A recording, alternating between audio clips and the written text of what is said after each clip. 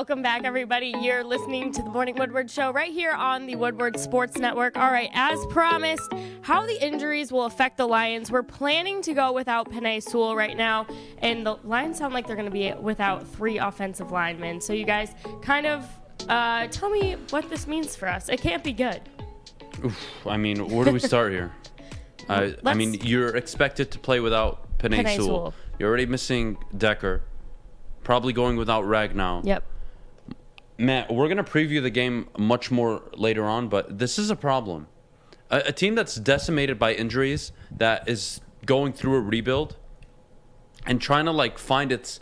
what are we? You're trying to identify yourself right now. And, that's something... let's be real here.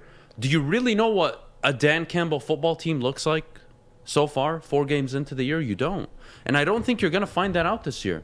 It's very difficult. Too many injuries.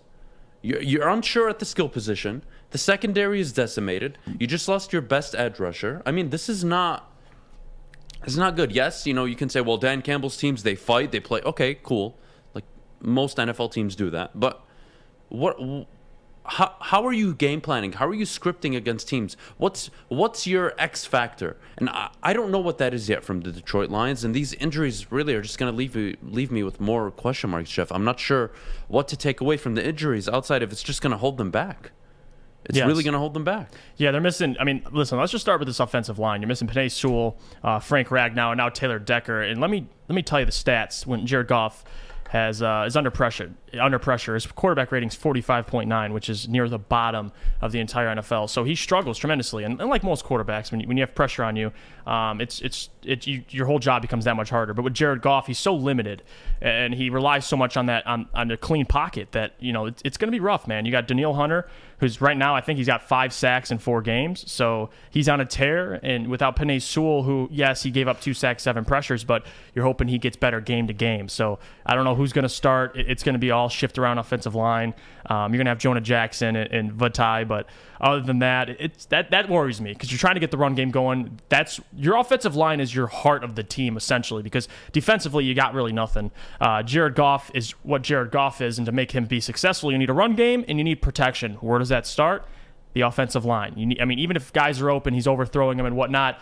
Offensive line still gives him. You saw what it did against San Francisco and Green Bay. He got a lot of time to throw the football, but. Yeah, it's scary, man. Danielle Hunter, this Vikings defense, they're 9th ranked in rushing, so they're going to be able to stop the rushing attack. They're not scared of it, so that's what worries me. Are you going to be able to run the ball? Are you going to have Jared Goff attempt another 30+ attempts this game? 30, I think minimum. I don't know how this game plan is going to work. I was really thinking at home last night. How are the Lions going to open up against Minnesota? If they are down Penei Sewell, this is bad. This is actually really bad. You're not going to be able to run the ball. Let's just start there. Maybe you get a few good plays, but realistically, you're probably going to average anywhere from 3 to 3.5 yards if you're lucky per carry. Jamal Williams, are we going to see a lot of him in the backfield running, or is he going to be a pass-catching option? Are you going to see more DeAndre Swift? Because, let's be honest, you're not going to have a choice. You're probably going to be down early. This is really bad. I don't like how the timing of these injuries right now for the Detroit Lions. Again, I told you guys coming into the year, I wanted to see player development, team development, and just growth across the board. I didn't really care about the win-loss column. And here we are. Let's be real. We're 4 games in. You're 0-4. You've shown some good moments and some really bad moments. And you can argue with me, well, they could be 2-2. They could be 1. It doesn't matter. They are what they are right now. Stop. Okay? And what you need to understand is this roster, if it continues to get hurt like this, you're not winning a game this year. This is not good. Like jokes aside with this team, you don't want to go 0-17 year 1. And my goodness, the injuries make it a possibility. It's not that the players are awful. It's not that the coaching staff is that awful. It's, my goodness, look at the amount of injuries. Now, do I think they can still win 1, 2, maybe even 3 games? I think so. I think they'll get healthy at some point and win a few, especially later on in the year where maybe teams have already clinched their playoff spots, whatever it may be. And you can probably circle the Thanksgiving game as probably maybe your first or second one. We'll have to wait and see. But point is, I'm not sure how to identify this team yet with all these injuries. And that's very frustrating. And we talked about this yesterday and really the last few weeks. How do you consider somebody a bust, Jeff? Is it just on player performance, or could I also make the argument that it's his off-the-field issues? It's his injury problems. I mean, there's many factors we can agree that go into being a bust. Well, there's many factors into how your career plays out, not only as a head coach, but as a GM. Like, are the players you're drafting always hurt? Head coach, are your players always hurt? Unavailable? I mean, at the end of the day, you're held accountable for it. And no one's going to hold Dan Campbell accountable year one, no. But by Thanksgiving of 2022, I want to know the identity of this football team. And I think I could figure it out as long as they just put a product on the field at least. Too many injuries. Really, Minnesota, we talked about it yesterday. They opened up at 7.5 points. Kennedy yesterday read it off at 8.5 points. Last night, it was 9.5. It was 9.5 on major sportsbook. I mean, this is going to be one of the heaviest bet spreads of the weekend. Minnesota to win ugly.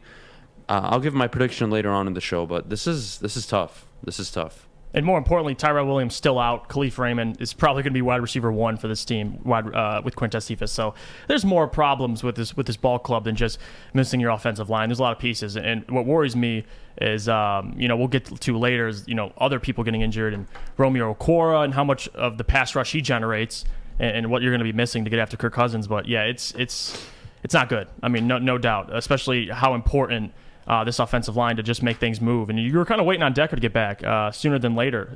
They're definitely going to be playing Jamal Williams a lot more.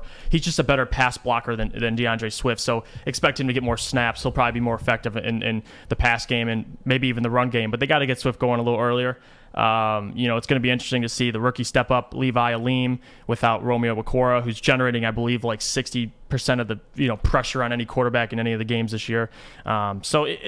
If you're a Lions fan, you're worried, especially this week doing a Minnesota team who's so hungry for a win, man. It's been every game they've played, they pretty much deserve. They've been in it. So this might be the first game they get out early and they run away.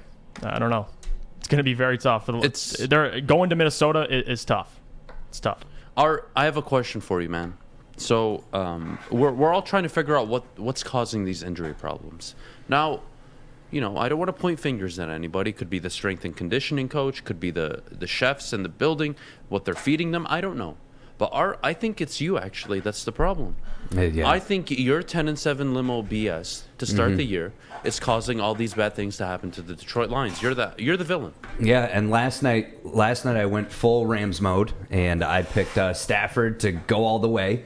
And yeah, I'm willing to live with that. I'll take I think once they get the tattoo, they'll instantly start doing better, and they might get 10 wins by, the end of the season. So, yeah, I agree. Do you know location of tattoo?